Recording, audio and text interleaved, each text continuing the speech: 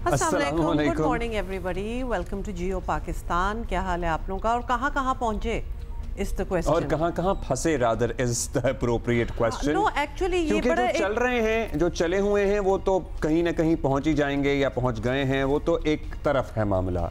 लेकिन जो बाकी दुनिया है जो उस तरफ नहीं जा रही, जहां वो काफिला जा रहा है, वो जो फंस रहे हैं अजियतनाक। क्योंकि ऐसे ऐसे विजुअल्स देखने को आए हैं, ऐसी ऐसी खबरें मिली हैं, हमारे जानने वालों से भी खबरें मिली हैं। ऐसा फीलिंग हुई कि जिस मजमे की एक्सपेक्टेशन थी, जिसके लिए एटलीस्ट तैयारी तो यही की हुई थी, वो शायद नज़र नहीं आया। लेकिन जो आम इंसान who is not a political person, who was not part of this process, उनको बड़ी तकलीफ हुई है। तो उनके लिए जो पिछला वीकेंड ये जो अभी गुजर रहा है एज वी स्पीक, ये जो दिन आगे भी आज भी आई डोंट नो क्या होगा, लेकिन बड़े ही मुश्किलात हैं। I would rather say, people who you know, we are needed to all reach political now and those who are no, some are not actively political. Sorry, घर में बैठ के political होना is another thing, सड़कों पे निकलना is another। political हैं, लेकिन जाहिर है जो actively उसमें नहीं भी participate करना चाह रहा है, या हम किसी और एफिलिएशन के बंदे की बात कर लें, आम आवाम की बात कर लें, forget about the political affiliations, people are suffering. एक तो जाहिर है मोबाइल नेटवर्क्स की बंदिश, कारोबार इस सफरिंग, डेटा मीडिया आपका नहीं आ रहा है, 100 तरह के मसले हो रहे हैं, इसमें अरबों का लॉस हो रहा है। दूसरा ये है कि लोग अपने मरीजों को अस्पताल नहीं पहुंचा पा रहे, लोग फौतगियों में नहीं जा पा रहे। there was an incident, there was a death in the family, my mother's cousin passed away, और वो वाह कैंट में रहते हैं, and the whole family had to travel from Lahore to वाह cantt, and it took them 13 hours with elderly people around and with kids traveling together. So और ये धरने से, एहतजाज के रवाना होने से एक दिन पहले, 1.5 दिन पहले की सूरत हाल मैं आपको बता रहा हूँ। तो ये इस तैयारी पे बड़े वैसे एतराज़ात हैं कि पता नहीं क्या आपकी एक्सपेक्टेशन थी कि क्या जंग होने वाली है, एंड एक state should be able to manage. और मैनेज इसका मतलब है अगर आप रोकना चाहे, जो भी आप करना चाहते हैं, दैट्स वन स्टोरी। और जो आम आदमी है, जो आम इंसान है, उसकी ज़िंदगी क्यों वैसे ही इतनी मुश्किल है यार, है ना, इतना जीना, और उसमें ये मुश्किलात भी डाल दें। क्योंकि जहाँ लोग ये कह रहे हैं कि जी हर वक्त एहतजाज होते रहते हैं, अगर पाकिस्तान तहरीक इंसाफ को मोरद इल्ज़ाम ठहराएं कोई जी हम तंग आ गए हैं, तो वहाँ आपकी हरकतों से भी लोग तंग ही आ रहे हैं। 100%। मतलब इसमें आप अपने लिए कोई नेक नामी नहीं कमा रहे हैं। आई डोंट नो कि इसको किस तरह मैनेज करना है, लेकिन यकीनन कोई रास्ता इसमें निकालना चाहिए था कि वो लोग जो इमरजेंसी के लिए जाना है, मरीज पहुंचने हैं, अस्पताल जाना है, एयरपोर्ट पहुंचना है, दीगर शहरों से भी कितने, लाहौर एयरपोर्ट आप सोचें कितने शहरों के लिए कनेक्टिंग स्टेशन है। अच्छा, तो इंटरनेशनल फ्लाइटें होती हैं लेकिन लोग नहीं पहुंच पा रहे। बॉटम लाइन यही है कि तहरीक इंसाफ और हुकूमत के दरमियान सियासी जंग ने आम आदमी का जो जीना है ना वो मुहाल कर दिया है, और ख़ास तौर पर इस्लामाबाद और पंजाब के अवाम के मामूलाती ज़िंदगी बिल्कुल ही दरहम बरहम हो गए। और तहरीक इंसाफ और हुकूमत के दरमियान हर चंद हफ्तों बाद जो है वो पंजाज़माई हो रही है, और इसमें कौन पिसरा है या इस चक्की में सब आवाम। अज़ियतनाक सियासी मश्क बनती जा रही है ये सब। पीटीआई 4 अक्टूबर को आपको पता है पिछले माह डी चौक इस्लामाबाद पहुंचने का उन्होंने ऐलान किया था। 2-3 दिन सियासी हंगामा आराई और इंतशार में गुजरे, मगर आवाम को अभी पिछले एहतजाज की अज़ियत नहीं भूली थी कि अब दोबारा से 24 नवंबर को फैसला कुन एहतजाज का ऐलान कर दिया गया है। तहरीक इंसाफ एक बार फिर इस्लामाबाद की तरफ लॉन्ग मार्च कर रही है, और इस बार भी वज़ीर आला खैबर पख्तूनख्वा पूरी सरकारी मशीनरी लाओ लश्कर के साथ दारुल हुकूमत की तरफ रवां दवा हैं। इस बार चेंज ये है, बानी पीटीआई की अहलिया भी काफिले में मौजूद हैं। कुछ देर के लिए वो एक आध दफा वो कंटेनर पे भी आई हैं, बल्कि वो तो कारकुनों का बिल्कुल हौसला भी बढ़ा रही हैं। और क्या क्या उनका कहना था ये देखें।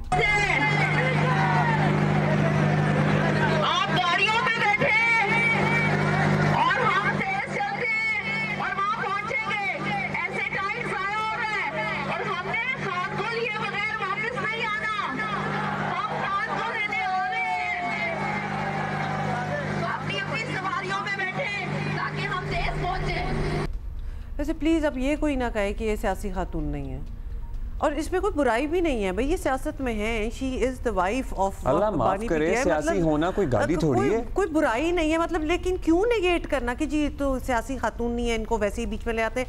ये she is very much there, ये मतलब ये एक लीड कर रही हैं पूरा ये काफिला या whatever you want to call it. She is political lady, तो लिहाजा ये स्टेटमेंट जो है ना, प्लीज अब नहीं सुननी हमने। She is a citizen of this country. She is married to one of the most popular politicians, and she is doing all these political activities. And she is a political woman. अच्छा, अब एक तरफ हुकूमत का दावा है कि PTI का लॉन्ग मार्च जो है वो आवाम ने मुस्तरद कर दिया है, मगर दूसरी तरफ इस्लामाबाद इस वक्त किसी ऐसे किले का मंजर पेश कर रहा है जिसके इर्द गिर्द कंटेनर्स की दीवारें खड़ी कर दी गई हैं और शहर में दाखिला जो है वो पहाड़ सर करने के मुतरादिफ है। Literally people that we are talking to, उनका कहना है कि हम और ये मतलब पहाड़ मार्गिला से मुश्किल साबित हो रहे हैं। सोच मार्गिला तो बेचारे हिल रहे हैं, वो तो वो सर कर लेंगे लोग, ये क्रॉस करना मुश्किल है। मोटरवेज जी बंद कर दी गई हैं, आम सड़कें बंद कर दी गई हैं, इंटरनेट बंद है, स्कूल बंद है, दुकानें बंद है, कारोबार सब कुछ बंद है और बज़ाहिर आम शहरियों के बुनियादी हकूक जो है ना वो भी बंद है, मुअत्तल कर दिए गए हैं। आप ये सोचिए कि और इसमें हम मतलब कसूर किसी का भी हो लेकिन सजा अवाम को मिल रही है। Abdullah, there is a term called overkill. हाँ। मतलब ये ओवरकिल ही इसको कहा जाएगा। आपकी क्या एक्सपेक्टेशन है? और ख़ास तौर पे क्योंकि कुछ अरसे से असरात नज़र आ रहे थे कि वो वाला वलवला जो है वो स्टीम नहीं रही इस चीज़ में। ठीक है, कुछ चंद हज़ार लोग आ जाएंगे, you can manage that, I mean you don't have to पूरी एक फोर्स निकालने की। हुआ ये है कि वो PTI ने धरना देना था, एहतजाज करना था, निज़ाम रुकना था, वो हुकूमत ने खुद ही लाखों लोगों को लॉकडाउन में डाल दिया है।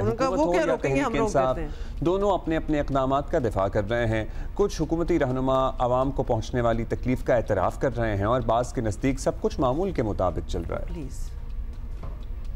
मोबाइल सर्विस चल रही है, इंटरनेट बंद हुआ है, वो भी मोबाइल का वो भी हमारी कोशिश है जितना हम पब्लिक को रिलीफ दे सकते हैं। सड़कें आपने देखा होगा इस दफ़ा उस तरह बंद नहीं हुई जिस तरह पिछली दफ़ा बंद हुई थी। आपके सामने पंजाब में इस टाइम कोई एक जगह से भी कोई ऐसी रैली नहीं निकली या कुछ हुआ। अगर कोई बंदे आ रहे हैं तो वो KPK से आ रहे हैं। अब हमारे पास दो ऑप्शन हैं, एक उनको आने दें, जो चंद हज़ार लोग हैं वो आएँ यहाँ बैठें इस्लामाबाद, अगले चंद हफ्तों के लिए मफलूज कर दें।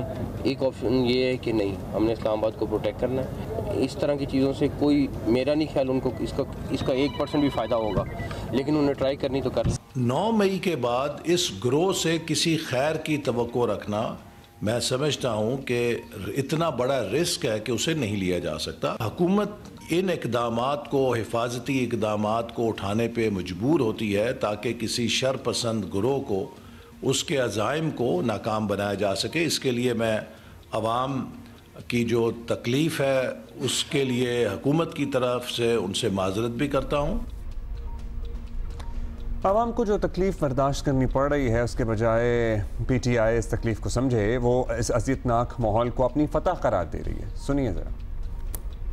हमारी कामयाबी यहीं पे हो गई है कि जो हुकूमत ने इस्लामाबाद और रावलपिंडी को मुल्क से मुनक़ता कर दिया है, फ़्लाइटें मुतासर करा दी हैं, मफलूज करके रख दी है, मोटरवेज जितनी की जितनी है पाकिस्तान में उनको रिपेयर के बहाने, मुरम्मती के बहाने बंद कर दिया। तो ये हमारी कामयाबी है। घर बैठे ही अभी तक हम लोग निकले नहीं है, तो वो 48 घंटों से पुलिस जो है वो वहाँ पे खजल हो रही है। तो यही हमारी सबसे बड़ी कामयाबी है। सारी कॉलें कामयाब होंगी, लोगों का दिल हमारे साथ है, लोग निकल चुके हैं। अगर इमरान खान को रहा ना किया गया तो इनको तो करना पड़ेगा मेरे भाई, कोई मंतिक नहीं है। बड़े दिन बाद आवाज़ और अंदाज सुना है हमने इनका। अच्छा जी, तहरीक इंसाफ अगर समझ रही है कि आयरोज़ के एहतजाज से आवाम में इसकी मकबूलियत बढ़ेगी या PTI की फौरी रिहाई हो जाएगी, तो ऐसा तो नहीं होने वाला भाई। अब इसके नताइज उल्टे भी आ सकते हैं। दूसरी तरफ हुकूमती रहनुमा दर्जनों प्रेस कॉन्फ्रेंसों के बावजूद भी आवाम को मुतमईन नहीं कर पाए कि ये सब कुछ आवाम के तहफ़्फ़ुज़ के लिए तो हो रहा है। ये सारी अच्छा जी, इस वक्त क्या सिचुएशन है? बिकॉज ऑब्वियसली 24 की जो कॉल थी, और 24 को तो कुछ खास हुआ नहीं, बट सुना यही है कि काफिले जो है वो बढ़ जरूर रहे हैं। मौजूद है। हमारे correspondents Abu Bakar Siddiqui is joining us, Hazara interchange के पास वो मौजूद हैं, और साथ ही दुआ मिर्ज़ा हमें लाहौर से ज्वाइन कर रही हैं। अबू बकर, सबसे पहले तो आप बताएं कि हम क्या काफिले की एक्सपेक्टेशन कर रहे हैं? ऑफ कोर्स हमें खबरें मिल रही हैं, कुछ लिमिटेड भी हैं, कुछ ज़राए भी हमें बता रहे हैं। आप बताएं, जब आप कहते हैं कि कोई काफिला जो है वो अप्रोच कर रहा है, तो हम क्या कितने हज़ारों लोगों की बात कर रहे हैं? पहले तो ये बताएं नंबर्स। देखिए जी, खैबर पख्तूनख्वा से जो काफ़िला इस्लामाबाद की तरफ जा रहा है, जिसे वज़ीर-ए-आला खैबर पख्तूनख्वा अली अमीन गंडापुर लीड कर रहे हैं, तो जो हमने पहले काफ़िले देखे थे इससे कबल जो प्रोटेस्ट रिकॉर्ड किए गए थे, तो उसमें जो तादाद थी तो वो तादाद जो है वो अब के बार हम नहीं देख रहे। नो डाउट तादाद जो है कम नहीं है, लेकिन वो तादाद जो पहले हम देख रहे थे खैबर पख्तूनख्वा से जो काफ़िले जाते थे इस्लामाबाद, तो वो काफ़िले जो है वो तादाद जो है वो अब हम नहीं देख रहे। इस वक्त जो है मैं आपको रिपोर्ट करूँ हज़ारा इंटरचेंज से, और अली अमीन गंडापुर का जो काफ़िला है वो एक बार फिर जो है रवा दवा हो गया है इस्लामाबाद की तरफ। और गुज़िश्ता जो रात भर शेलिंग का जो सिलसिला था तो वो जारी रहा, पुलिस की तरफ से भी शेलिंग जारी थी, और साथ ही साथ पाकिस्तान तहरीक इंसाफ के कारकुनों की जानिब से जो है शेलिंग जारी रही और पत्थराव जो है वो भी किया जाता रहा। तो रात भर ये सिलसिला जारी रहा, और अब जो है ये बताया जा रहा है कि कुछ ही फासले पर जो है दोबारा रुकावटें खड़ी की गई है, और वहाँ पर अली अमीन गंडापुर के काफ़िले से पहले कुछ कारकुन जो है वो वहाँ पे पहुँचे और उन पर जो है शेलिंग की जा रही है। मेरा कैमरामैन फजल हुसैन सैयद अगर आपको दिखाए तो ये काफ़िला जो है अली अमीन गंडापुर का जो है इस वक्त रवा दवा है, और अली अमीन गंडापुर जो है वो इसको लीड कर रहे हैं, जबकि बानी पीटीआई की अहलिया बुशरा बीबी जो है वो भी इस काफ़िले में मौजूद है। और गुज़िश्ता रोज़ जो है उन्होंने कारकुनों को जो है वो एक मैसेज भी दिया था कि आप सब अपनी गाड़ियों में बैठ जाएं और आगे बढ़े, ताकि हम जो है अपना डेस्टिनेशन है हमारे वहाँ तक पहुँचे, और हमारा जो टारगेट है अचीव करना बानी पीटीआई की रिहाई, ताकि वो मुमकिन हो सके। उसके साथ साथ जो है वो कंटेनर पर भी आई है और कारकुनों का हौसला भी बढ़ाया है और सूरत हाल का जायज़ा भी लिया है, जबकि साथ ही साथ वो कंटेनर में गई है। और अच्छा अबू बकर, हम आपसे एक सेंस भी लेना चाहेंगे, जिस रफ्तार से ये लोग चल रहे हैं और जिस ज़ाहिर काफ़िला बड़ा है, और कुछ अंदाज़ा आप हमें दे सकते हैं कि कितना किलोमीटर तवील या कितना मुहित ये काफ़िला है, कहाँ कहाँ तक हद्दे निगाह गाड़ियाँ नज़र आ रही हैं, और कितनी दूर है अभी इस्लामाबाद से? देखिए जी, अगर जिस रफ्तार से ये जा रहे हैं, अगर उस अंदाजे पे हम आपको बताएं कि कब तक एक्सपेक्ट किया जा सकता है कि ये काफ़िला पहुंच जाए, क्योंकि रुकावटें खड़ी की गई है, तो उस लिहाज से जो है तो टाइम फिर ज़्यादा लगेगा। ऑब्वियसली रुकावटें जो है अबूर करने में काफ़ी टाइम लगता है। गुज़िश्ता रोज़ जो कंटेनर खड़े रात जो कंटेनर लगाए गए थे, तो वहाँ पर जो है काफ़ी रात भर वो सब कुछ जिस तरह मैंने बताया आपको, शेलिंग का भी सिलसिला जारी है, तो टाइम उस पर काफ़ी ज़्यादा लगा है। लेकिन ये भी साथ साथ अपडेट करते जाए कि ये काफ़िला जो है काफ़ी स्लो स्पीड के साथ रवा दवा है।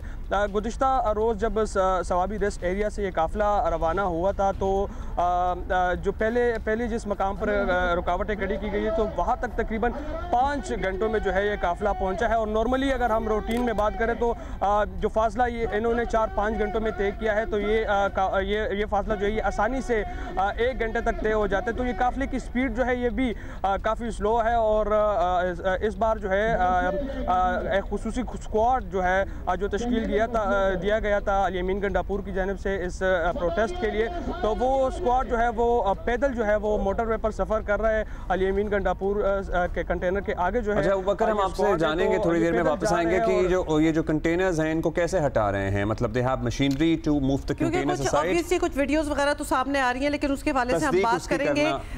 दुआ मिर्जा, आप ज़रा लाहौर के हालात बताएं, क्योंकि लाहौर में भी हमें पता है कि ऑब्वियसली प्रोटेस्टर्स को रोकने के लिए मेजर्स जो हैं वो लिए गए हैं, लेकिन साथ खबरें ये भी आ रही हैं कि कोई ख़ास तादाद में लोग निकले भी नहीं है। कोई निकला है कि नहीं निकला, पहले तो ये बताएं।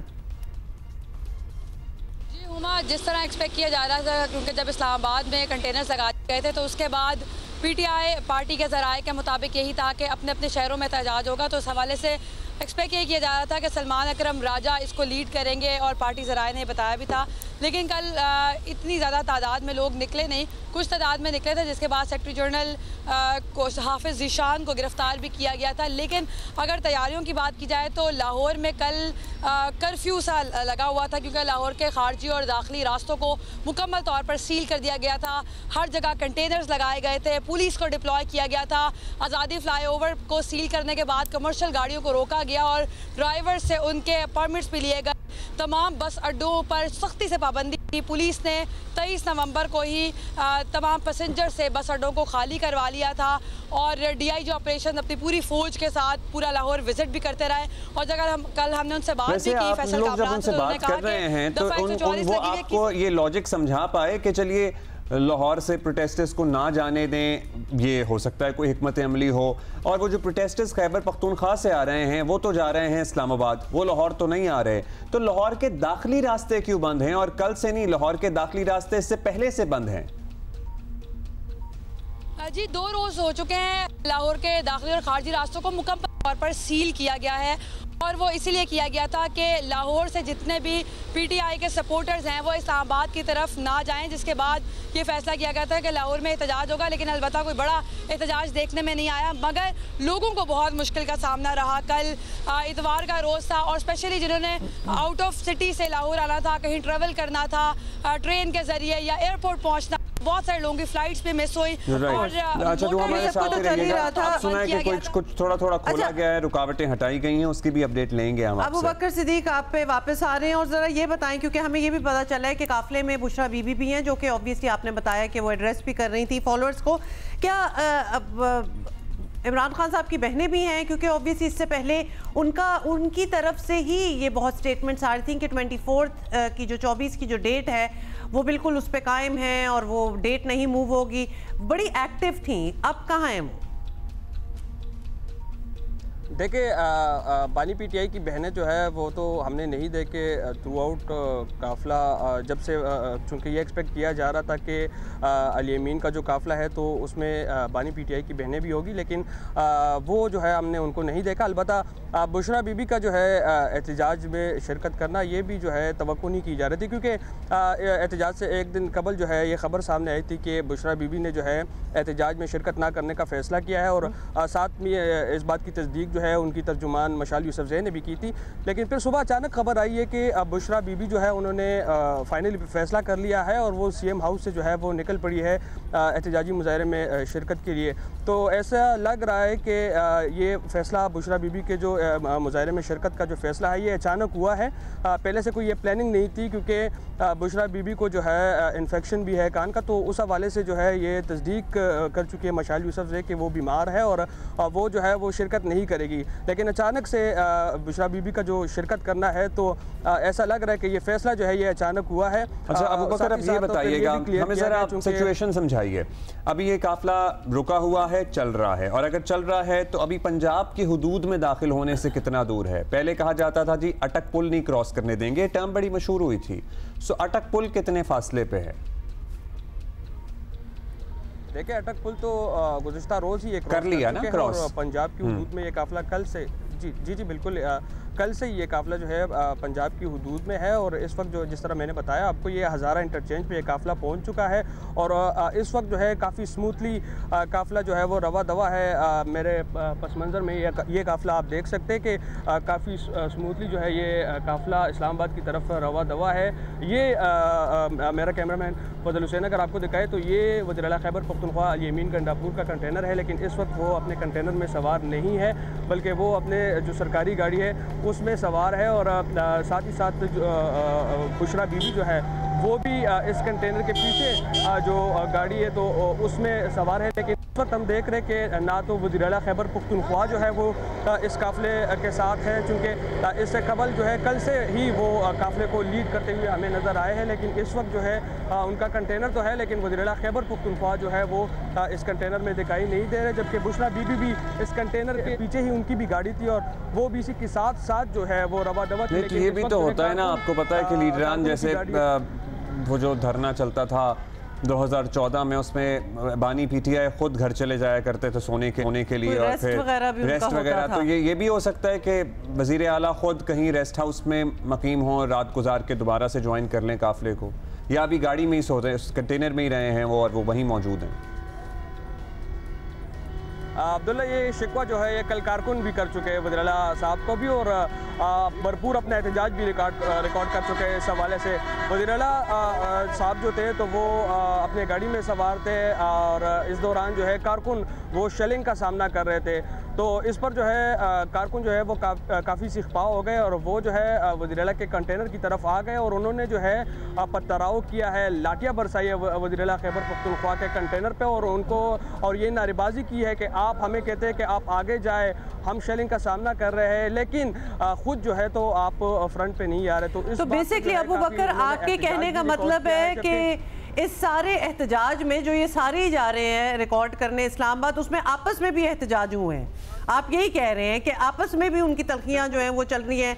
सो क्लियरली वो खुद भी खुश नहीं है कि उनके वज़ीर आला मतलब कभी होते हैं कभी नहीं होते। और ये हम नहीं कह रहे, ये हम पिछले चल ही रहा है इतनी बार देख चुके हैं कि वो गायब हो जाते हैं। दुआ से जानना है because all those who watching us in Lahore right now they want to know Dua कि अभी लाहौर में क्या सूरत हाल है। जो जगह जगह वो ट्रॉलर ट्रेलर और ट्रक खड़े किए गए थे वो हटा दिए हैं, कुछ रास्ता बना है, मतलब I think coming back to normal in Lahore at least within the city. जी एग्जैक्टली लाहौर के अंदर कोई ब्लॉकेज नहीं है। लाहौर में मामूल के मुताबिक आज चूँकि मंडे है, लोग ऑफिस भी जा रहे हैं और ट्रैफिक आप मेरे पीछे भी देख रहे हैं। मैं इस वक्त GPO चौक में मौजूद हूँ। कल ये भी मुख्तलिफ जगह से सील किया गया था लेकिन आज बिल्कुल रूटीन के मुताबिक मामला है। लाहौर के खारजी और दाखिली रास्तों पर जो कंटेनर से सील किया गया था, कंटेनर्स को साइड पर कर दिया गया और लोग अब पैदल और गाड़ियों में भी जा पा रहे हैं। लाहौर से बाहर भी और लाहौर के अंदर भी ट्रैफिक आ रही है। अलबत्ता ट्रेलर वहाँ पर कंटेनर मौजूद है और पुलिस भी वहीं पर डिप्लॉय की गई है। अच्छा Abu Bakar lastly Dua thank you. Abu Bakar lastly इस वक्त एग्जैक्टली किस मकाम से काफिला गुजर रहा है और अगला पड़ाव क्या आएगा?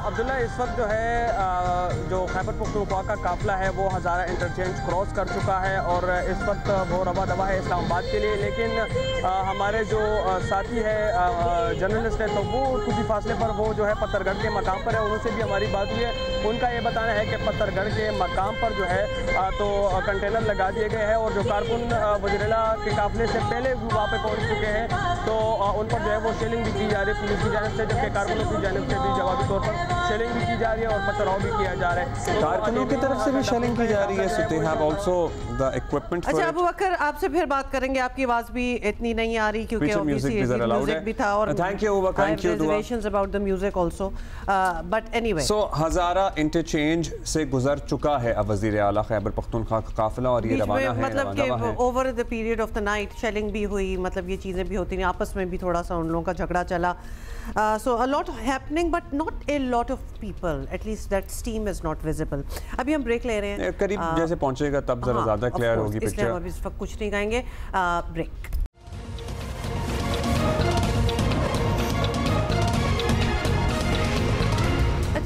ये भी एक अजीबोगरीब चीज़ है कि दहाइयाँ गुजर गई हैं लेकिन पाकिस्तान क्रिकेट टीम के बारे में आज भी यकीन से कोई पेशगोई नहीं की जा सकती कि वो किस टीम से जीतेगी और किससे हारेगी। पता समझ नहीं आती कि क्या हो रहा है। अब जैसे कि फॉर इंस्टेंस 2 हफ्ते पहले ऑस्ट्रेलिया को उसके घर में वनडे सीरीज़ हराने वाली टीम कल जिम्बाब्वे से बदतरीन शिकस्त खा गई और सीरीज़ के ऐसे मायूस कुन और तकलीफ दे आगाज़ का किसी ने सोचा नहीं था, कंसिडरिंग कि जिम्बाब्वे जो है उसकी टीम क्रिकेट की दर्जा बंदी में किसी खाते किसी शुमारी में नहीं आती। वैसे ये ना बड़ा मगरूर साउंड करता है। तो आई हैव टू से व्हाट इट इज।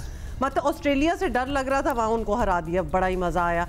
जिम्बाब्वे जा रहे थे, ठीक थे, वी वर फीलिंग ओके, तो क्या ऐसी आई एम सॉरी टू से लेकिन फेंटी लगी, ये फेंटी थी। अब DLS मेथड का हमें शुक्रिया अदा करना चाहिए कि हम बहुत मतलब ये भी बड़ी ही शिकस्त है, 80 रन से अगले जीते हैं, या फिर हम कहें कि हाँ जी हमारे साथ ज्यादती हुई है। सो हुआ यही है कि हम ये मैच हार गए हैं और जिम्बाब्वे को पाकिस्तान पर बरतरी हासिल हो गई है। पाकिस्तान ने 206 रन के हदफ के ताक़ुब पर 60 रन पर 6 विकेटें गंवाई हैं।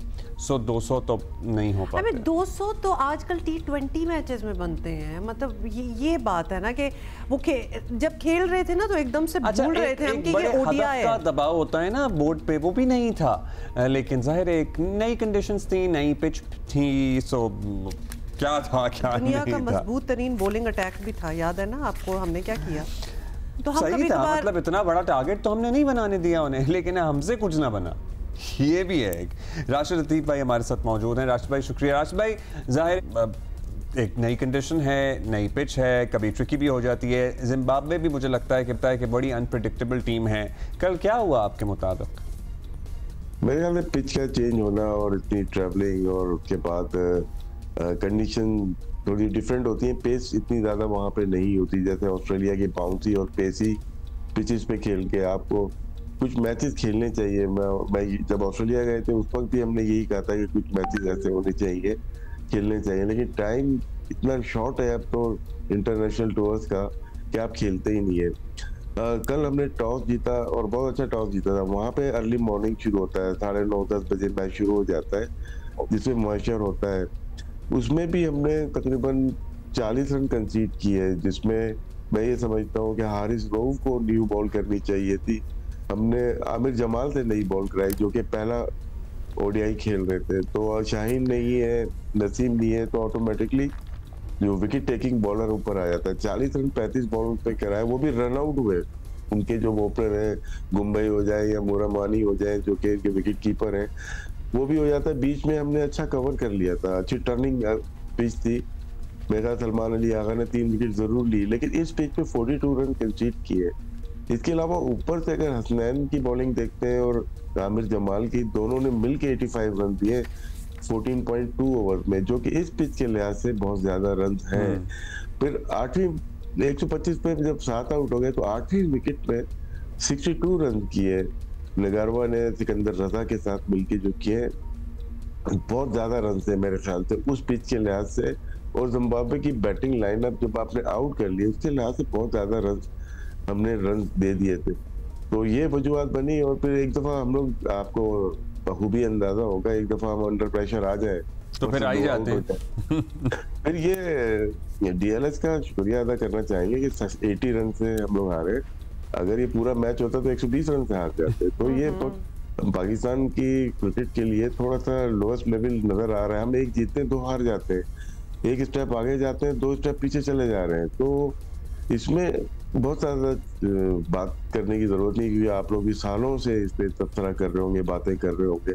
अब जो हमारे करता रहता है उनको एक स्टेप उठाना चाहिए और कि हमें कहाँ पे जरूरत है। राशिद भाई फिर तो इन अ सेंस ये अच्छा ही हो गया। अच्छा क्या, खैर एनीवे, एक तो डकवर्थ लुइस ने हमारी जरा लाज रख ली और दूसरे मुल्क के जो हालात थे, कोई खास इंटरेस्ट भी नहीं था मैच देखने में। आई गेस लोग उस तरह देख भी नहीं रहे थे, तो it worked in our favour. लेकिन ये हमारी बैटिंग लाइनअप की बात हम काफ़ी अरसे से कर रहे हैं कि हमारे बॉलर्स जो हैं वो फिर भी कुछ ना कुछ काम कर लेते हैं, लेकिन हमारी बैटर्स सेट होके नहीं दे रहे। क्या ये अनसेटलिंग बात है? ठीक है, फाइन, न्यू टेरेन आपने कहा है, जिम्बाब्वे गए हैं, पिच भी डिफरेंट है हर चीज़ का, but they are professional cricketers. ये सारी चीज़ें तो रीड करना इनका काम है, मतलब ये बहाने तो नहीं बन सकते।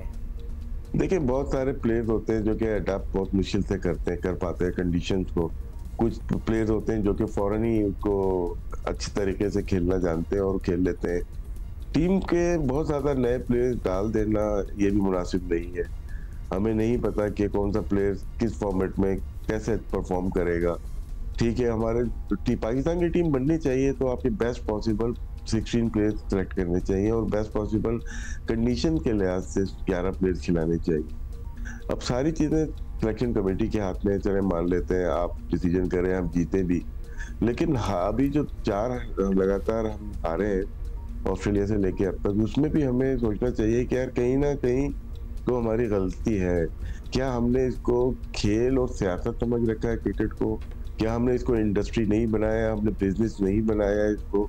बहुत सारी चीज़ें, प्रोफेशनलिज्म नहीं है इसमें। तो और जो चलाने वाले हैं, क्या वो पॉलिटिकल अपॉइंटमेंट्स है, क्या खेल से उनका कोई ताल्लुक है? वो बिलीव करते हैं वन मैन शो पे कि हम सारे हमारे अच्छे जानने वाले हैं, अच्छे प्लेयर्स हैं, कि हमने आकिब जावेद को दिया, वेरी गुड, लेकिन एक हद तक है वहाँ पे। फिर सारी चीज़ें आकिब जावेद के बस में भी नहीं है। इससे पहले वहाब रियाज के हाथ में दी थी, उनके भी सब कुछ ही दे देते हैं। ये सिस्टम का फॉल्ट है। सिस्टम में जॉब डिस्क्रिप्शन है, कौन क्या करेगा, वो लग रहा है कि हमें। अच्छा, अब जी ये बताइएगा भाई कि जाहिर है प्रेशर तो होता है। हमने यहाँ देखा फैसल अकरम, ज़बरदस्त उन्होंने परफॉर्मेंस दी। उधर T20 में सुफियान आए थे, यहाँ ये आए हैं। बॉलर्स समहाउ परफॉर्म कर लेते हैं। कल जो डेब्यू करने वालों की बात कर लें बैटर्स पे क्या ज्यादा प्रेशर होता है कि वो रन नहीं बना पाते, all those who are newly inducted into the team? देखिए मेरे ख्याल से आपको कैपेबल होना चाहिए। स्पिनर की आपने बात की, फैसल अकरम खेल रहे, कराची किंग्स से भी खेले, वो मुल्तान सुल्तान से भी, वो है रिच स्पिनर है, अनऑर्थोडॉक्स लेफ्ट आर्म बॉलर है और अच्छी बॉलिंग कर रहे हैं। थोड़ा पेस कम है, उनको मेहनत और करनी है आगे जाके, और क्योंकि ये 10 ओवर का गेम है, वनडे में 10 ओवर्स करने हैं। 9 ओवर्स उन्होंने कल किए, 24 रन दिए, 3 विकेट्स लिए, बहुत अच्छा टैपी हुआ, कम रन दिए 24 रन, लेकिन दूसरे एंड से बहुत ज्यादा रन बढ़ गए। तो इस तरह के हमारे पास सुफियान मुकीम है, शायद आगे जाके हम T20 में अबरार को भी खिलाएं। तो हमारे पास स्पिन अटैक में नजर तो आ रहे हैं, लेकिन बैटिंग में हम जिन प्लेयर्स पे तकिया कर रहे हैं, क्या वो टेस्ट मैच के प्लेयर्स हैं, T20 के हैं, वनडे को, इसको डिसाइड करना है हमें कि हमें किसको खिलाना है। अगर हमारे पास कुछ प्लेयर्स मौजूद थे जिनका रिकॉर्ड बहुत अच्छा है वनडे में, या लिस्ट ए जो वनडे क्रिकेट डोमेस्टिक होती है, फिर हम उनको क्यों नहीं सिलेक्ट कर पाते जो ऑलरेडी इंटरनेशनल क्रिकेट में परफॉर्म करते हैं। इमामुल हक ने काफी परफॉर्म किया, इस सीजन भी 3 सेंचुरीज की हुई जी, सीजन की तो की काफी बात हो रही है। इंटरनल प्रॉब्लम पॉलिटिक्स होती है जिसकी वजह से हम फिर ईगो इश्यूज हैं जिसकी वजह से हम राशिद भाई जी ये भी बताएं, अब हमें ये तो पता है कि जब टेस्ट टीम होती है उसको प्रेफरेबली एक डिफरेंट टीम होती है as oppose to other formats of the match, red ball white ball, उसमें डिवीजन हो जाती है। तो क्या ODI और T20 की टीमें भी अब मुख्तलिफ होनी चाहिए? बिकॉज वो तरीकेकारी बिल्कुल माइंडसेट ही डिफरेंट होता है खेल का। मोस्टली टीम कोशिश करती है वाइट बॉल के प्लेयर्स ज्यादातर वही रहे, तकरीबन 7 से 8-9 प्लेयर्स होते हैं जो कि वही खेल रहे होते हैं। वही मिसाल आपने मोस्टली इंडिया की भी देखी होगी, और ऑस्ट्रेलिया जो बड़ी टॉप टीम है, या साउथ अफ्रीका है, वो कोशिश करते हैं कि वाइट बॉल के प्लेयर्स वही। बहुत ज्यादा चेंजेस भी सही नहीं रहती, क्योंकि उससे टीम का इन्वायरमेंट नहीं बन पाता कि आपके पास 8 प्लेयर चेंज हो गए, T20 में 8 प्लेयर हो गए, वनडे में 8 प्लेयर हो गए, टेस्ट मैच। तो कोशिश ये होती है जो टॉप प्लेयर्स होते हैं 5 से 6 टेस्ट वनडे T20 खेलते ही हैं, हर जगह ही खेलते हैं, वो हमारे यहाँ भी खेल रहे थे। अब जो भी कर ले, परफॉर्मेंस नहीं आ रही कुछ टॉप प्लेयर्स की, क्या उससे अच्छे प्लेयर हमारे पास मौजूद हैं? हमने पूरा कट्टा खोल दिया है ये कि हमने नए प्लेयर लेके आने, नए प्लेयर। क्या कुछ प्लेयर्स के अलावा ये रिप्लेसमेंट है कि हम साउथ अफ्रीका में इनको लेके जाएंगे, ये जीत के आ जाएंगे, उसके बाद चैंपियन ट्रॉफी है। बाकी देखते हैं कि हमारा क्या बनता है। अब इंडिया टूर ऑफ ऑस्ट्रेलिया की बात कर लें, India seems to be in a better position at this point. उसके लिए मैसिव विन है ये इंडिया के लिए, और जिनके पास कुछ प्लेयर्स नहीं थे, शुभमन गिल अनफिट हो गए थे, रोहित शर्मा नहीं थे, उसके अलावा परिगाल को खिलाया उन्होंने, KL राहुल को ऊपर लेके आए, विराट कोहली ने 100 किया, उसके बाद आप देखिए KL राहुल ने रन किए, जायसवाल ने रन किए। देखिए सिस्टम का आपको बताता हूँ, जायसवाल ने जो रन किए, जब उनका 16वां फर्स्ट क्लास मैच था वो टेस्ट मैच था, उन्होंने 171 वेस्ट इंडीज के खिलाफ किए। उससे पहले 1 से 15 मैचेस तक उसकी 9 सेंचुरियां थी, जिसमें मैच नंबर 3 में ईच इनिंग सेंचुरीज थी, मैच नंबर 15 में ईच इनिंग सेंचुरीज थी। तो आपके 15 मैचेस में आपने 3000 रन किए हुए, 9 सेंचुरीज है। ये सिस्टम से हो के आए हुए, हमारे भी आते हैं लेकिन 2-3 सेंचुरीज करके आते हैं, वो भी 5 सीजन में। तो फर्क यही है। तो हमारे मेरिट का थोड़ा बहुत मुझे लगता है कि इसको बेहतर हमें करना पड़ेगा। है लोग अपने अकल के मुताबिक काम कर रहे हैं, लेकिन वो सही हो नहीं रहा है। तो मेरे ख्याल से इंडिया की जो बात की, इंडिया अपर पोजीशन में, और ये टोन सेट कर देगा पूरी सीरीज की। बहुत शुक्रिया आपका, thank you. Need we say anything more? Break के बाद मिलते हैं।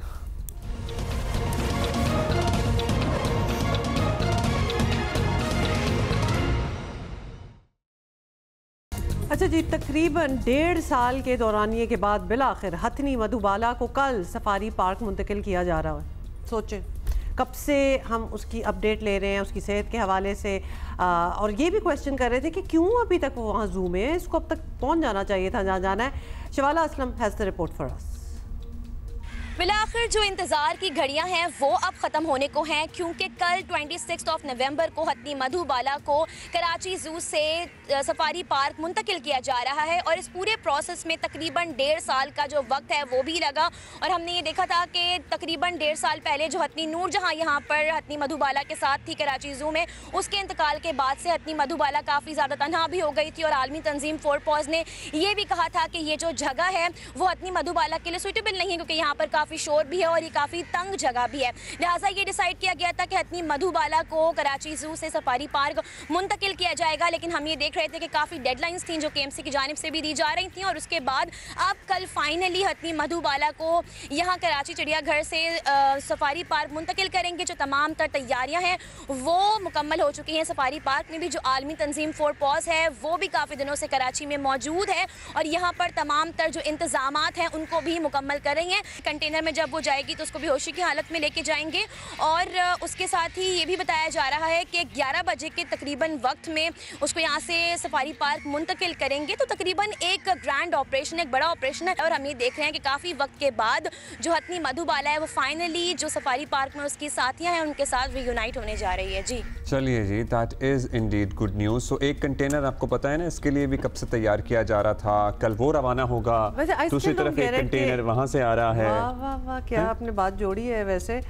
अच्छा सब छोड़ें, मैं कहता हूँ थोड़ा सा कुछ आपको गाने सुनाते हैं। पाकिस्तान के मुमताज़ गुलकार सलीम रज़ा को अपने मद्दाहों से बिछड़े 41 बरस हो गए हैं।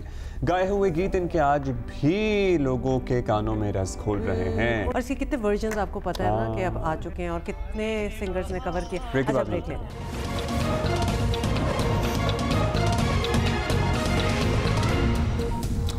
इस बात पर आलमी इत्तफाक है कि सियासत का मैदान हो या जंग का मैदान, आखिरकार मामलात जो हैं वो मुज़ाकरात की मेज़ पर ही हल होते हैं। We all know that.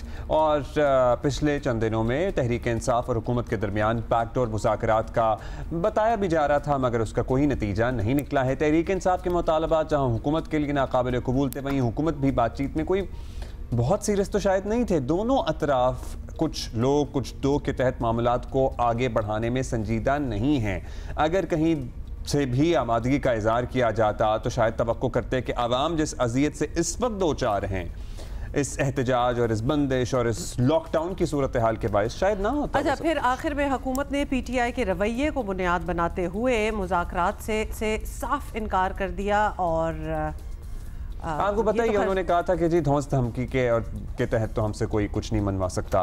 Tehreek Insaf के कई रहनुमा off the record back door मुज़ाकरात का इतराफ़ करते रहे हैं, लेकिन पार्टी के सेक्रेटरी इत्तलात शेख वकास अकरम का दावा है कि पार्टी का हुकूमत के साथ राबता ज़रूर था, लेकिन उसे मुज़ाकरात का नाम नहीं दिया जा सकता।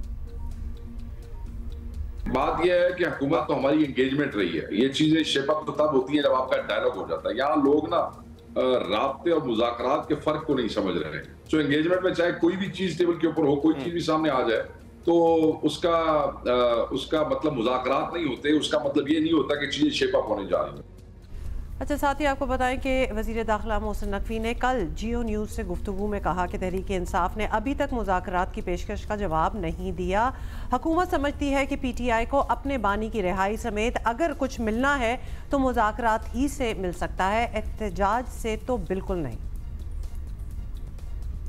पंजाब में हाँ आपको जलसे नजर आ रहे हैं, किस शहर और में आपको जलसे नजर आ रहे हैं, फैसलाबाद में नजर आ रहे हैं, आपको गुजरांवाला में नजर आ रहे हैं, बावलपुर में नजर आ रहे हैं, रहीम यार खान में नजर आ रहे हैं, मुल्तान में नजर आ रहे हैं। मुल्तान की तो खैर क्या पूछें। तो हकीकत यह है कि मुझे ऐसे लगता है कि ये चाहते ही नहीं है कि इमरान खान साहब की कोई सुलह सफाई हो, कोई गुफ्तगू हो, बातचीत हो। मुल्क में जारी सियासी इंतशार, आए रोज़ जल्द से जुलूस, लॉन्ग मार्च और मईशत को पहुँचने वाला अरबों रुपए का नुकसान किसी सूरत मुल्क की मफाद में नहीं है। और ये कहना पड़ेगा कि हुकूमत और PTI का मुज़ाकरात की मेज़ तक ना पहुँचना दोनों जानिब से नाकामी भी है और इसमें नुकसान किसका हो रहा है? मुल्क का हो रहा है, आवाम का। मतलब ये तो हमने इसी वीकेंड देखते तो आ रहे हैं, लेकिन इस वीकेंड को हम देख लिया जो आम आवाम जो कि they just want to live a peaceful life, उनके लिए कितनी मुश्किलात खड़ी हुई हैं for no fault of their own. तो ये चीज़ जो थी ये बहुत नुमायाँ हुई है और इस वजह से बार बार यही कहा जा रहा है कि भाई मुज़ाकरात कर लें, कोई हल निकाल लें और ताकि life should go on back to normal. अच्छा, ये इस्लामाबाद के विजुअल्स हैं जहां कंटेनर्स की सर्टनली एक दीवार खड़ी की गई है। मुझे लगता है इस दफ़ा एस्थेटिक्स का भी ख्याल रखा गया है क्योंकि बेलारूस का वक्त भी आया है ना। कुछ देर पहले के मनाज़िर है। वाह अब्दुल्ला, आपको एस्थेटिक्स नजर आ गए, मतलब वहां जब आप रह रहे हो ना। क्यों हुआ मैं बताता हूँ आपको कि क्योंकि एक ग्रीन कपड़ा आपको एक तरफ पूरा लगा हुआ नजर आ रहा है। प्रॉब्ली यहाँ किसी की नजर पड़ेगी जो बेलारूस के सदर आ रहे हैं, वक्त ने गुजरना है, बट ये किया गया है इस पर। बहुत स्ट्रेंज है और मुझे बड़ा ही दुख हो रहा है वैसे ये अपने शहर को ऐसे देख के But why are you surprised? You know, no, I'm not surprised. This is not the first time happening. This is not the first time. लेकिन aesthetics से तो आपने देख लिया ना, first time ही है। राना एहसान अफजल साहब हमारे साथ मौजूद हैं, वज़ीर आज़म के कोऑर्डिनेटर हैं। रहनुमा तहरीक इंसाफ शौकत यूसुफज़ई साहब भी हमारे साथ मौजूद हैं। हम राना साहब आपसे शुरू करते हैं। ज़ाहिर है हुकूमत आप हैं, ज़िम्मेदारी आपकी है कि लोगों को तकलीफ़ ना हो, कारोबार चलता रहे, मईशत को नुकसान ना हो। और आपको पता है गुज़श्ता 2 रोज़ से जो सूरत हाल है, मीडिया नहीं आ जा रहा, इंटरनेट की बंदिश है बहुत सी जगह पे, मतलब उसे आप कोई भी इख्तरा दे दें कि फ़लाँ चीज़ बंद है और फ़लाँ चीज़ खुली है। You know people are suffering and people are suffering on the roads. मतलब लाहौर जाना है, लाहौर से बाहर जाना है, इस्लामाबाद आना है, कोई मैयत है, जनाजा है, हस्पताल की इमरजेंसी है, पीपल आर सफरिंग। देखिए, सबसे पहले तो अवाम जानती है कि इस्लामाबाद हाई कोर्ट ने इजाज़त नहीं दी प्रोटेस्ट की या सिट इन की, और उन्होंने मना किया है इस चीज़ से। तो उसके अलावा 144 भी नाफिज है। तो जितनी भी पीटीआई ये कार्रवाई कर रही है वो इल्लीगल है और उनको इजाजत नहीं है उनको ये, और जब वो ये कर रहे हैं तो वो कानून को तोड़ रहे हैं। सबसे पहले तो ये क्लियर होनी चाहिए जो आवाम सुन रही है। देखें, दूसरी बात ये है कि इनकी मांगे क्या हैं। हम तो तैयार थे, हुकूमत के दरवाजे निगोशिएशंस के लिए खुले थे, लेकिन अगर आपका इरादा ये है कि आपने ब्लैकमेल करना है और आपका इरादा नहीं है कि आप अपनी ऐसी मांगे जो पूरी नहीं होने वाली, तो फिर आपका मकसद आपकी मांगे नहीं है। फिर मकसद यही है कि हमेशा की तरह जब भी कोई फॉरेन विजिट किसी डिग्नेटरी का होने लगता है तो आप इस तरह की धमकियां लगा के पॉलिटिकल इंस्टेबिलिटी फैलाते हैं, और यही हो रहा है। अभी बेलारूस से एक बिजनेस डेलीगेशन आया हुआ है और आज शाम को जो है वो सदर की लैंडिंग है। यहाँ एक हाई लेवल डेलीगेशन है और आपने जो है वो मुल्क को यरगबान बनाने की कोशिश की है। लेकिन बात यह है कि कोई शहर बंद नहीं है, शहर में दुकानें बंद नहीं है, सारे बिजनेसेस चल रहे हैं। हमने प्रिकॉशंस ली हैं, इंटरसिटी के ऊपर जो है वो हर्ज है, लेकिन ये जरूरी है क्योंकि इनका मकसद जो है वो इंतशारी मकसद है, पॉलिटिकल इंस्टेबिलिटी का मकसद है, और इनकी सारी मूवमेंट जो है इलीगल है। तो इसलिए हम ये प्रिकॉशंस हमने ली हैं और कहीं से हमें पूरे पंजाब से कोई जो है वो मूवमेंट नहीं हुई, कोई वहां से जलसा जुलूस जो है या कोई रैली हमें नहीं नजर आई। एक जो रैली निकली है, एक जो बड़ी जो कह लें कि जो चंद हजार के ऊपर मुश्तमिल है, वो केपी के हुकूमत की जो चीफ मिनिस्टर है वो उसको लीड कर रहे हैं। और उसमें भी ये साबित हो गया है कि 1500 ऐसे एहलकार हैं जो खत के मुताबिक जो उन्होंने लिखा, जो कि सिविलियन कपड़ों के अंदर लॉ एनफोर्समेंट के बंदे हैं। तो सरकारी मशीनरी इस्तेमाल करते हुए, सरकारी वसाइल इस्तेमाल करते हुए एक ये जत्था जो है। सर, लाहौर शहर के दाखिल रास्ते बंद थे, आपको पता है जीटी रोड पे ब्लॉकेट्स थी, मोटरवे की क्या सूरत हाल है, रावलपिंडी में कारोबार की क्या सूरत हाल है। Can we just mention Rana साहब, ज्यादा एग्रेशन तो ऑब्वियसली अगर कोई प्रोटेस्टर आ रहे हैं, कोई जत्थे आ रहे हैं तो उन्हीं की तरफ से देखनी चाहिए थी ना, लेकिन हुकूमत की तरफ से जो तैयारी है वो ज्यादा ऑब्वियस है। मतलब कोई एक्सट्रीम लेवल की तैयारी हुई है, तो आपकी एक्सपेक्टेशंस हमें वैसे नहीं समझ आई कि क्या थी। लेकिन let us speak to Shaukat Yousafzai साहब ने भी हमें ज्वाइन किया। शौकत साहब, हुकूमत ने काफ़ी कंटेनर्स लगाए, काफ़ी ऑब्वियसली जो है बैरियर्स वगैरह रखे गए। आप लोग जहाँ भी हैं, जहाँ से चल रहे हैं, बड़ी स्लो अप्रोच है। क्या इस वजह से स्लो अप्रोच है कि अभी भी शायद कोई नेगोशिएशन, कोई बातचीत हो सकती है, या फिर अब वो डोर्स बिल्कुल बंद हो चुके हैं?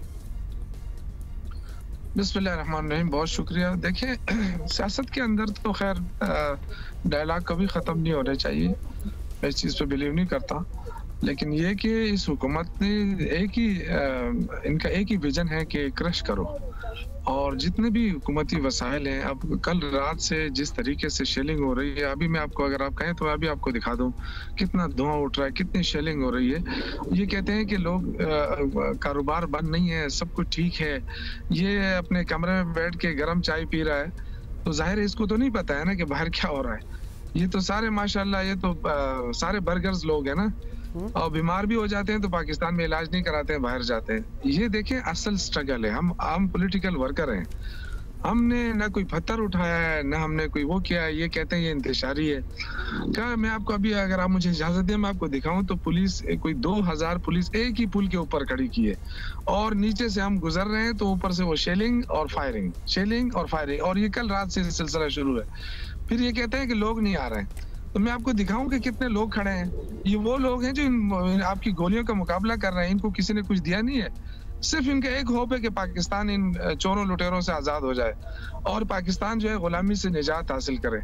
तो ये बहुत ये जज्बा है। ये कोई किसी को इस तरह नहीं कर सकता कि आप पैसे दे के लाएं और बिरयानी खिला के रुखसत करें और प्लेटें तोड़ दें। ये वो वाले लोग नहीं है मेरे ख्याल से। देखें, गवर्नमेंट की अप्रोच टोटली गलत। ये जो आप कह रहे हैं ना मुज़ाकरात, ये तो 10 दिन पहले से जब अनाउंस हुआ तो उससे पहले इनको होना चाहिए था कि देखिए, और हम हमारी बात ये कर रहे हैं, तो अगर हम आए या ना आए डी चौक, 2 दिन में आए 10 दिन में आए, पाकिस्तान तो बंद किया हुआ है इन्होंने। सबसे ज्यादा प्रेशर तो गवर्नमेंट के ऊपर है। ये समझ ही नहीं रहे। ये कह रहे हैं कि गाँव, अभी मैं वो आप बता रहे थे वजीर दाखिला के, मैं बड़ा हैरान हुआ। वो कह रहे कहाँ है लोग, कुछ है ही नहीं। तो जाहिर है आपने कंटेनर में आप पनाह ली हुई है, अब कंटेनर से बाहर तो आए ना। नहीं, आपके साथ तो चले लोग आ रहे हैं शौकत साहब, लेकिन ये भी एक रियलिटी है, आप लोगों के साथ तो आ रहे हैं, ये भी एक रियलिटी है कि पंजाब से उस तरह की एक्टिविटी नहीं जनरेट हो सकी। सो आप लोग पहुंचे तो वहां से कोई आ जाए तो वो और बात है। मैं एक अर्ज करूं सर, देखें जितना जुल्म, जितनी बर्बरियत सियासी वर्करों के साथ पंजाब में हो रहा है, और जितने रेड हो रही हैं, जितनी गिरफ्तारियां हो रही हैं, ये भी आप देखें कि इसके बावजूद वो आवाज उठा रहे हैं। और मेरे ख्याल से जो पंजाब के लोगों ने दिखाया है ना, यास्मीन राशिद हो गया, हमारे जो साबिक गवर्नर थे, बाकी जितने लोग थे, मैं तो उनको सलूट पेश करता हूँ। ठीक है, हम शाह महमूद का शिकवा भी I'm sure आप तक पहुंचा होगा। वो कह रहे थे कि कभी हमसे भी टाइम मिले तो आके कोई मिल लिया करे, बात कर लिया करे। हम राना साहब आपकी तरफ आएंगे। राना साहब देखिए, आपने बड़ा कह दिया कि जी कारोबार है, जिंदगी चल रहा है, दुकानें, मतलब ये एक रियलाइजेशन होना भी ना एक तसल्ली देता है आवाम को कि अगर हम तकलीफ में हैं तो एटलीस्ट हमारे हुक्मरानों को रियलाइजेशन है। ये यूं कह देना, ऐसे ही स्टेटमेंट दे देना कि नहीं सब नॉर्मल है और कारोबार चल रहा है। इस्लामाबाद, रावलपिंडी में सब नॉर्मल है सर, सब कारोबार आज चल रहे हैं, स्कूल जाएंगे बच्चे, Jinnah super, blue area, offices, everything is routes खुले हुए हैं, मतलब एवरीथिंग इज नॉर्मल। बिल्कुल नहीं, मैंने ये नहीं आपको कहा। मैंने कहा मैं फैसलाबाद में हूँ, फैसलाबाद में दुकानें, दफ्तर सब कुछ खुला हुआ है। लाहौर में भी दुकानें, दफ्तर सब कुछ खुला हुआ है, शहर के अंदर मूवमेंट है। लेकिन जहाँ जो इंटरसिटी ट्रैवलिंग है उस पर पाबंदी लगी हुई है, कंटेनर लगाए हुए हैं, और ये कोई खुशी से नहीं लगाए। बात यह है कि हमें पता है कि इस जमात का जो एजेंडा है वो जब आप कहते हैं हमने यलगार जो है करना है, हमने अल जिहाद के नारे लगाने हैं, कफन बांधना है, तो इनका जो है वो मकासद क्लियर है। यानी कि इनको खुरम एजेंसी जो लहू लहान हुई है, पारा चनार जो एक अंडर टेंशन है, जो वहां के मसाइल हैं, जो केपी, वो नहीं नजर आ रहे। ये इनका सारा फोकस इसमें है कि हमने खान को रिहा कराना है, और खान को जो रिहा कराना है वो हमने तो करना ही नहीं है, वो तो अपने कानूनी। साहब आपने इंटरसिटी का कहा सर, अब सर्टनली आप काफिले रोकने की कोशिश कर सकते हैं, लेकिन जो लोग बीमार हैं, आपको पता है अगर बंदा पहुंचना चाहे ना किसी भी शहर से दूसरे शहर, लाहौर तक जाना चाहे, उसकी फ्लाइट हो, कोई इमरजेंसी हो, वो रुल जाता है। मतलब आपको लगता है कि इससे बेहतर प्लानिंग हो सकती थी कि जिन लोगों को वाकई कामकाज है, फ्लाइटें हैं, बीमार हैं, किसी गमी खुशी में जाना है, वो जा सकें। पीपल आर इसकी जिम्मेदार पीटीआई है, और उसकी वजह यह है कि अदालत ने भी कह दिया है कि इनका प्रोटेस्ट अलाउड नहीं है, वो इलीगल है, ये कानून हाथ में ले रहे हैं। और यहाँ हमें प्रिकॉशंस लेनी है मुल्क की सिक्योरिटी सिचुएशन देखते हुए। हम ये रिस्क नहीं ले सकते कि ये इस्लामाबाद में यलगार मार के उसको वहां डिस्टेबलाइज करें। वहां एक वक्फ आया हुआ है हाई लेवल, पाकिस्तान का तमस्खर उड़े, पूरी दुनिया देखे कि यहाँ क्या तमाशा लगा हुआ है। इस चीज की इजाजत नहीं दी जा सकती, उसकी कॉस्ट है जी राना साहब, जो बिल्कुल गलत है, जो नहीं होना चाहिए, लेकिन पीटीआई इसकी जिम्मेदार है। राना साहब, प्रिकॉशंस की भी एक हद होती है। मतलब एक ट्विन सिटीज को तो 144 लगा के 2 महीने के लिए आप लोगों ने लिटरली बंद कर दिया है। फिर वो लेवल ऑफ कंटेनर्स की वॉल जो अब हम देख रहे हैं वो literally could be compare to the great wall of China. उसके बाद इंटरनेट की बंदिश, मतलब हम कहाँ से शुरू करें? मोटरवे पे डिफरेंट तरीकों पे ब्लॉक लगाया हुआ है। एक टर्म होती है ओवरकिल करना, मैंने यूज किया। तो वो ओवरकिल करने की जब आप किसी को कोशिश करें तो वो उल्टा भी पड़ जाती है। और हम शौकत साहब से पूछ लेते हैं, हमारे साथ ही हैं, कि इनकी क्या एक्सपेक्टेशन थी, कितने लोग आएंगे? लेकिन आप लोगों की तो कुछ बहुत ही ज्यादा एक्सपेक्टेशन है, क्योंकि जो किया हुआ है that is also very unprecedented. क्या आप लोग क्या सोच रहे थे, क्या होने वाला है? देखिए, एक बात मैंने आपसे पहले भी कहा था, मुझसे आपने पूछा था, मैंने कहा मैं तादाद जो है ना, सियासी वर्कर तादाद पे बिलीव नहीं करता है, जज्बे और जोश होता है और उसी के जरिए कामयाबी हासिल की जा सकती है। तो ये जो है ना, इनको तो देखे ना, इनको कुछ नजर नहीं आ रहा है कि ये कह रहे हैं सब कुछ ठीक है, लेकिन ये सब कुछ ठीक है, हम पे जिम्मेदारी डाल रहे हैं। तो हम तो इस्लामाबाद आ रहे हैं, तो आपने लाहौर क्यों बंद किया है? लाहौर तो हम नहीं आ रहे हैं। तो ये जो है ना, इनकी नीयत देखें ना, इनका विजन देखें, इनका तौर तरीका देखें। आप पंजाब को क्यों सफर कर रहे हैं? चलिए शौकत साहब, वो सवाल तो हम उनसे कर रहे हैं और करते रहेंगे। आप बताइए कि एक बहुत शुरू से बात हो रही थी कि जो मुतालबात सामने आए थे वो ऐसे थे कि वो नॉन स्टार्टर हैं।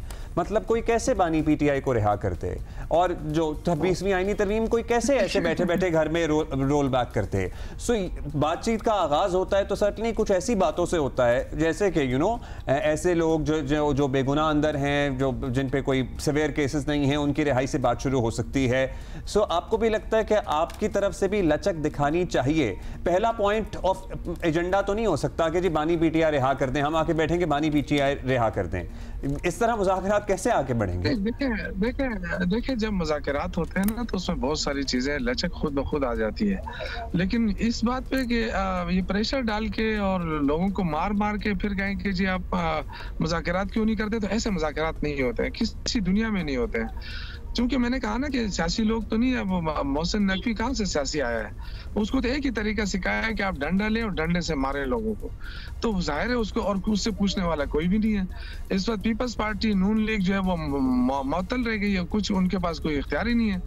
तो ये चीज जो है ना, ये खतरनाक है। हम तो देखें सियासी लोग हैं और सियासी तरीके हम जानते हैं।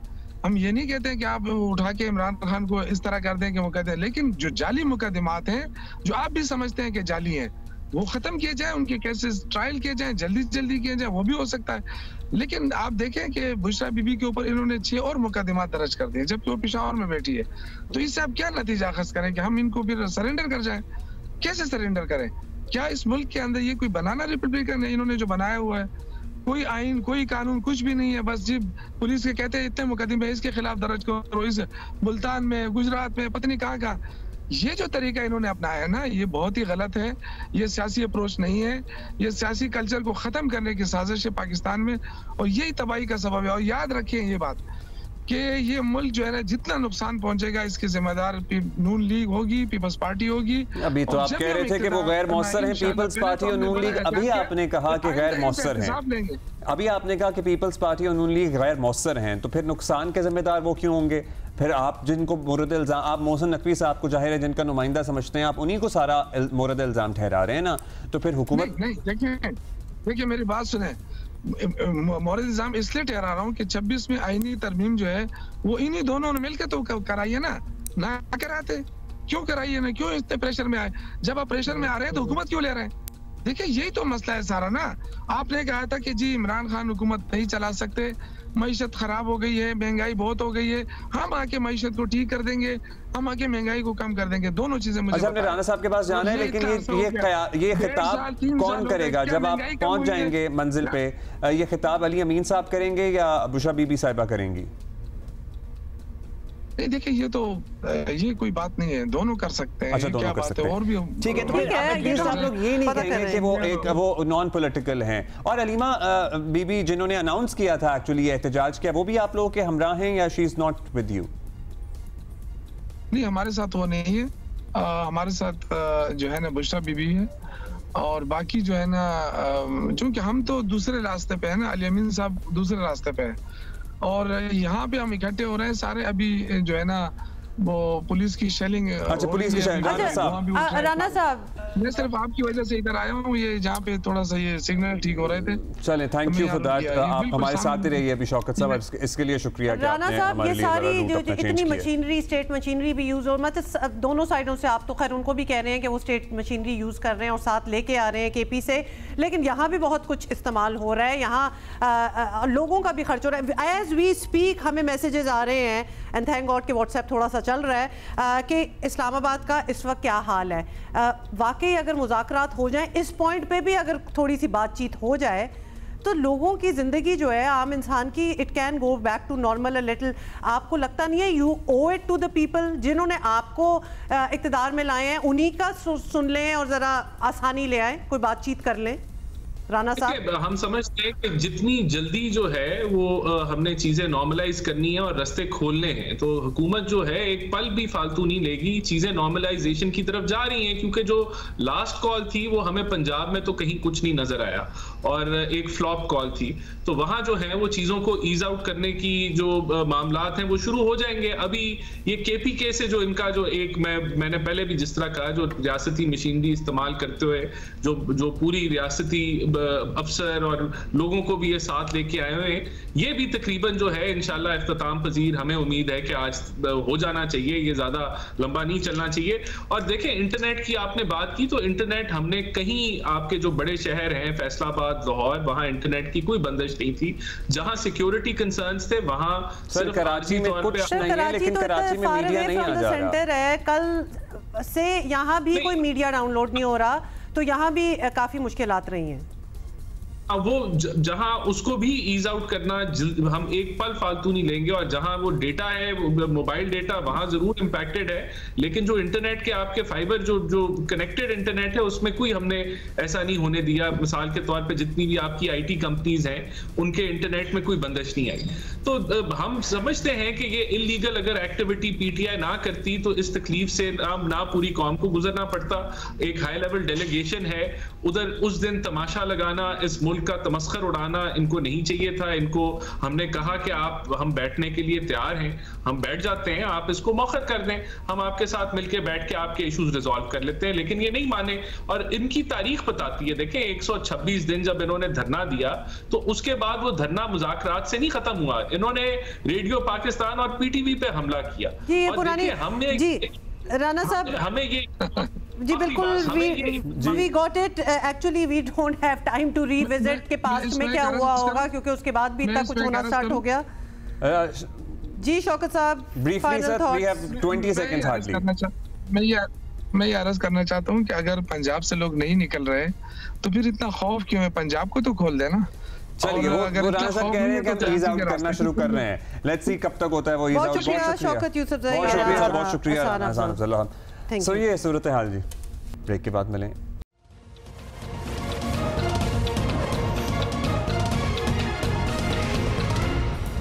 बाग जी, बानी पीटीआई के मुंतखब करदा तहरीक इंसाफ के सेक्रेटरी जनरल सलमान अकरम राजा को कल अपने एक्स अकाउंट की वीडियो पर पार्टी कारकुनों की शदीद तनकीद का सामना रहा, जिसमें वो गाड़ी में ऑब्वियसली आराम से बैठे हुए हैं, लाहौर की सड़कों पर रवा तबाह हैं, घूम रहे हैं। वैसे लाहौर में इतनी सर्दी नहीं है जितना उन्होंने टोपी पहनी हुई है, और सूरत हाल से आगाह भी कर रहे हैं फिरते फिरते ना गाड़ी में। और पीटीआई कारकुनान जो हैं उन्होंने शिकवा किया है कि सलमान अकरम राजा ने वीडियो तहरीक इंसाफ को सपोर्ट करने के लिए बनाई है या हुकूमत की हिमायत के लिए बनाई है, and that is so true, क्योंकि आपको समझ नहीं आ रहा कि इधर हो क्या रहा है, क्योंकि उनके साथ कोई मजमा नजर नहीं आ रहा, जबकि आसपास के मनाजिर में भी मामूल की सूरत हाल है, बिल्कुल सारे आराम से इर्द-गिर्द फिर रहे हैं। लाहौर में जगह रश था नाश्ते की दुकानों पर। इमेजिन जहाँ के पूरा मतलब इनके कोई कारकुनान जो है उनको जमा होना चाहिए था, तो उनका एतराज़ ये था बेसिकली कि सलमान अकरम राजा को लाहौर की सड़कों पर घूमने के बजाय सीधा इस्लामाबाद की तरफ रवाना होना चाहिए था ना, which actually makes perfect sense। खैर सुनिए उन्होंने क्या कहा है, वीडियो देखें जरा। इस वक्त मैं लाहौर रीगल चौक पे हूँ, यहाँ से कुछ ही देर में हम लोअर माल और उसके बाद दाता दरबार की जानिब जाएंगे। फिर हमारी कोशिश होगी कि हम मीनार पाकिस्तान की जानिब बढ़ें और उसके बाद बत्ती चौक तक पहुँचें। आज लाहौर की सड़कों पे सारा दिन गुजरा और मुख्तलिफ जो ग्रुप हमारे मुतहरिक थे उनसे राब्ता रहा, जो आज जिस वस्तायत का जबर का सामना करना पड़ा हमारे मुख्तलिफ दोस्तों को, मुख्तलिफ ग्रुपों को, वो सब मेरे इल्म में है और इस हवाले से तफसीली बात इंशाअल्लाह बाद में होगी। अभी आज का दिन जारी है और हम आगे देखेंगे क्या होता है। ये दिन अभी ख़त्म नहीं हुआ, वो दिन ख़त्म हो गया और अगला शुरू भी हो गया। अब बज़ाहिर ये लग रहा है कि सलमान अकमल राजा साहब ने ये वीडियो शेयर करके हुज्जत तमाम की है, जो बुशरा बीबी साहिबा की हिदायत थी ना कि वीडियो शेयर करें और आपके साथ आप गाड़ी में बैठे और आपके साथ काफिला भी हो, तो मतलब वो तो नहीं हो सका। कितनी कोई सैड किस्म की वीडियो थी ना कि वो अकेले अकेले जा रहे हैं, मतलब लगता है उनके घर वाले भी उनके साथ नहीं थे, कोई दोस्त कोई बिठा लेते हैं। इन एनी केस अब आगे चलते हैं। चलें, ये बात तो हो गई। चैंपियंस ट्रॉफी का स्केड्यूल अब तक नहीं हो सका अनाउंस, इस बारे में मुख्तलिफ इत्तलात गर्दिश कर रही हैं। तो ये भी कोई स्ट्रेंज किस्म की बात है कि अभी तक मतलब हफ्तों से हम बात कर रहे हैं, पूरा हफ्ता गुजर जाता है, कोई बात नहीं आगे होती। भाई अब मान लें इस बात को कि इंडिया नहीं आ रहा और आगे चलें। सो बेसिकली अब आ रहा है नहीं आ रहा है, इस पे क्या पेशरफ्त है? सुहेल इमरान हमारे साथ ही हैं। सुहेल, इत्तलात ये थी कि 20 को होगा, यानी आने वाली कल इजलास होगा, कोई हंगामी इजलास, फिर उसकी तरदीद भी आई। अभी स्टेटस है क्या? क्योंकि ज़रा कन्फ्यूजन तो है। बिल्कुल कन्फ्यूजन है इस हवाले से, क्योंकि पहले हम लोग ये भी खबर देते रहे और यहाँ पर बैठकर भी हम यही गुफ्तगू करते रहे कि 19 तारीख को आ सकता है शेड्यूल। फिर उसके बाद जब पूरे 90 दिन बचते थे, फिर हमने उम्मीदें लगा ली कि 21 को अनाउंसमेंट हो जाएगी, लेकिन ऐसा हुआ कुछ नहीं। अगर हम पिछले हफ्ते तक की डेवलपमेंट की बात करें तो उसका सिर्फ और सिर्फ यही असर निकलता, पाकिस्तान क्रिकेट बोर्ड अपने मौक़िफ़ से टस से मस नहीं हुआ था और पाकिस्तान क्रिकेट बोर्ड से राब्ता भी किया गया था और पाकिस्तान क्रिकेट बोर्ड ने कैटेगोरिकली बता दिया था कि हमारा मौक़िफ़ वही है। लेकिन इस दौरान जो पाकिस्तान क्रिकेट बोर्ड ने सवालात उठाए थे और ICC को भेजे थे, बड़े दिलचस्प बात है कि उसको ना तो अगर फ़र्ज़ कर लें कि इंडिया ने जवाब दे भी दिया है तो वो कहीं पे भी रिपोर्ट नहीं हुआ कि इंडिया ने जवाब क्या दिया। अदरवाइज इंडियन क्रिकेट बोर्ड जो है वो अपने कुछ लोगों को जरूर लीक कर देता है, अगर वो सामने नहीं भी आता। अगर ICC में जाता तो वहां से भी खबरें निकल आती हैं। लेकिन इतने दिन हो चुके हैं, लेकिन 15 दिन से तकरीबन 15 दिन होने को हैं, लेकिन अभी तक इसके हवाले से कोई चीज़ सामने नहीं आ सकी है। जहां तक एक खबर थी जो जुमे को फ्लोट की गई थी और उसके बाद एक ऑथेंटिक क्रिकेट वेबसाइट ने भी उसको रिपोर्ट किया था, जिसके बारे में कहा जाता है कि वो ICC के हवाले से बड़ी मनवन चीज़ें देते हैं और यही कहा गया था कि 26 को इजलास होगा और वर्चुअली इजलास होगा और उसमें तमाम बोर्ड मेंबर्स जो हैं लगभग 17 के वो शरीक होंगे और वोटिंग के ऊपर मामला जाएगा। लेकिन उस दिन रात को हमारी ICC के ज़राए से भी बात हुई थी और PCB के भी ज़राए से बात हुई थी और उनका यही कहना था कि इस जो मीटिंग है इसके बारे में हम लाइलम है। इसके हवाले से रिपोर्ट होता रहा और गुज़िश्ता रोज़ एक मरतबा फिर हमारा राब्ता होता है बहुत ही करीबी स्टेक होल्डर के साथ और उन्हें बिल्कुल कैटेगोरिकली इस चीज़ का डिनाई किया जिसको हमने रिपोर्ट भी किया था कि as such there is no as such, उनका कहना था there is no as such meeting on Tuesday। अब अंदर खाते क्या हो रहा है, किस तरह की डिप्लोमेसी चल रही है, क्या दोनों गवर्नमेंट्स जो हैं वो इन्वॉल्व हैं और ICC खामोश बैठी हुई है। लेकिन ये जरूर है कि तो फिर कब फैसला होना है? जी अब्दुल्ला, कब फैसला? मैंने कहा अगर 26 को भी मीटिंग नहीं है तो फिर फैसला कब होगा और कैसे होगा?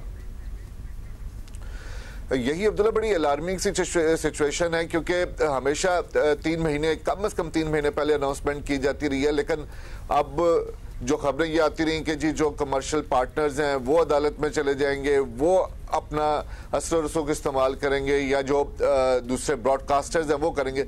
इस तमाम मामले के ऊपर बिल्कुल खामोशी है, कोई भी इसके ऊपर कमेंट नहीं कर रहा। तो मैं तो यही समझता हूँ या दूसरे लोग भी जिनसे बात होती है वो भी ये कह रहे हैं कि ये कोई ना कोई डिप्लोमेसी चल रही है, ये कोई ना कोई अंदर चीजें हो रही हैं जिनको एक ही दफा जो है वो मंजर आम पर लाया जाएगा, जिसके ऊपर यानी basically in a nutshell Suhail finally मतलब आपका है कि आपस में उनकी बातचीत हो रही है और शायद आ ही जाए इंडिया, कुछ इस तरफ की आप बात कर रहे हैं, कोई बैकडोर डिप्लोमेसी की? नहीं, मैं इसके ऊपर तो बिल्कुल नहीं कह सकता कि इंडिया हामी भरेगा, लेकिन इस मामले को तो हल करना है आईसीसी ने और पाकिस्तान क्रिकेट बोर्ड ने और बीसीसीआई ने, क्योंकि बहुत ज्यादा वक्त गुजर चुका हुआ है। बहुत शुक्रिया और अभी बहुत कम वक्त बाकी रहा, तो बहुत गुजर चुका है। अब कब फाइनल होता है इसके हम सभी मुंतजर हैं। एक ब्रेक लेते हैं, जल्दी से वापस आएंगे।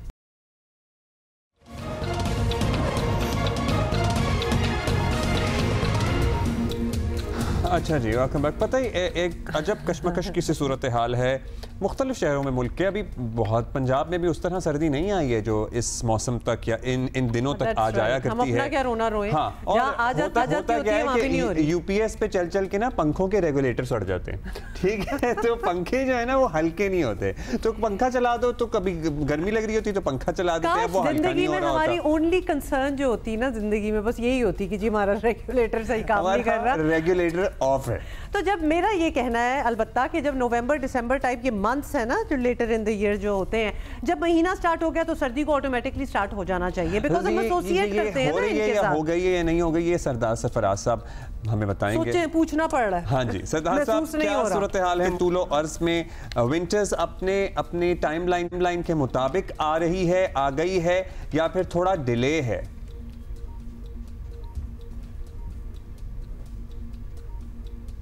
सरदार साहब आवाज आ रही है? सॉरी, आपकी आवाज थोड़ी कट रही थी बीच में। हाँ, मैं ये जो समझा हूँ मैं उसके मुताबिक जवाब देता हूँ कि देखिए अभी तक नवंबर के टेम्परेचर ना पूरे मुल्क में ही, मतलब एज ए होल आप देखें तो बेशतर जगहों में, कोई इक्का दुक्का जगहों पे जो बिल्कुल शुमारी इलाका जाते हैं जैसे स्कर्दू हो गया, बहुत ठंडी जगह होती है, इसी तरह से कालाम हो गया स्वात में, और फिर कोयटा की तरफ यानी बलूचिस्तान में कलात, ये 3-4 जो ऐसे स्टेशन होते हैं जो बहुत ठंडे होते हैं, वहाँ पर तो सर्दी है, वो भी रात की। दिन में तो कोई खास अभी सर्दी नहीं है। और ओवरऑल भी देखिए तो टेम्परेचर्स एवरेजेस से ऊपर चल रहे हैं नवंबर के, और रात का खासा डिफरेंस है कि यानी 3 से 4 डिग्री एवरेज से ऊपर चल रहे हैं थ्रू आउट पाकिस्तान। ये पिछले 2-3 दिन पहले तक की जो मेरे पास देर से आएगी, देर से जाएगी, या ओवरऑल पूरे मुल्क में ही उस तरह की सर्दी नहीं? जी, सर्दी देर से आएगी और देर से जाएगी, या फिर आएगी तो सर्दी डेफिनेटली आएगी। कराची में तो आपको पता है दिसंबर में जाके नहीं, आप वो छोड़ें, पूरे मुल्क वैसे हम बात कर रहे हैं, हम पूरे मुल्क की बात कर रहे हैं कि आपको ये नॉर्मल सिचुएशन लग रही है या फिर अभी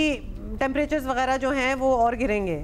मतलब गिरना तो ही होगा, गिरेंगे तो डेफिनेटली। देखिए दिसंबर जाहिर है नवंबर के मुकाबले में दिसंबर में और कम होंगे, दिसंबर के मुकाबले में जनवरी में और कम होंगे, लेकिन ये कि मामूल से ऊपर ही जा रहे हैं अभी तक टेम्परेचर ना थ्रू आउट जितने भी नवंबर के दिन गुजरे हैं इसमें, और खासे बड़े मार्जिन से, जैसे मैं आपको बता रहा था कि रात के टेम्परेचर 3 से 4 डिग्री ऊपर चल रहे हैं। ये है वो क्लाइमेट चेंजेस, ये है वो ग्लोबल वार्मिंग जो दुनिया बाज लोग मानते हैं, बाज लोग नहीं मानते हैं। सरदार साहब टाइम कम है, जरा कल आपसे तफसील से बात करेंगे। सो ये है सूरत हाल। टुमारो इंशाल्लाह। Yes, bye.